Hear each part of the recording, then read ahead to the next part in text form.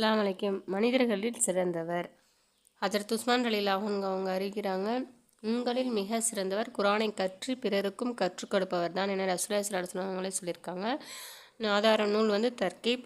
பரிசுத்த திருவேதமாகிய குர்ஆன் ஆகிறது. தீனுடைய அடிப்படையான இருப்பதா அது நிலைத்து இருப்பதிலும் அதன் கொள்கை பரப்பப்படுவதிலும் தான் தீனுடைய வளர்ச்சி இருக்கிறது. அவற்றில் மிக குறைந்த அந்தஸ்து அதனுடைய வார்த்தைகளை படிக்க மற்றும் கற்றுக்கொள்வதாகும். குர்ஆன் ஷரீஃபை விளக்கம் கொடுக்கப்பட்ட ஒரு மனிதர் உலக செல்வங்களில் ஏதேனும் ஒன்று கொடுக்கப்பட்டுள்ள மற்றொரு மனிதரை பார்த்து இவர் நம்மை விட சிறந்தவர் என்று கருதுவாரானால் அல்லாஹ் தஆலா தன்னுடைய வேதத்தின் மூலமாக அவருக்கு வழங்கிய பாக்கியத்தை அவமதித்தவர் ஆவார். நவுதுபில்லாஹ்.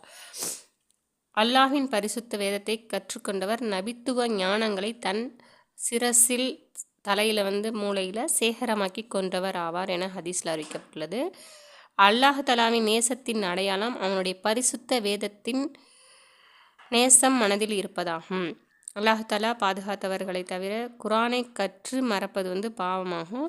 அமளிகள் நிறைந்த கியாமத் நாளில் அர்ஷுடைய நிழலில் இடம்பெறக்கூடிய மனிதர்களின் பட்டியலில் முஸ்லீம் குழந்தைகளுக்கு குர்ஆனை கற்று தந்தவர்களின் பெயரும் இருக்கும்.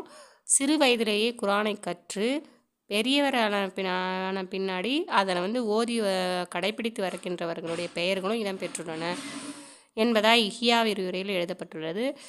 எனவே நாம் குர்ஆனை கற்று நம் பிள்ளைகளுக்கும் சிறு வயதிலேயே குர்ஆனை கற்று பெரியவர்களான பிறகு அதன்படி அமல் செய்யும் பாக்கியத்தை இல்லாமல் ஓதி வரக்கூடிய பாக்கியத்தை இல்லாமல் அல்லாஹ் தஆலா நம் அனைவருக்கும் தௌஃபீக் செய்வானாக. ஆமீன்.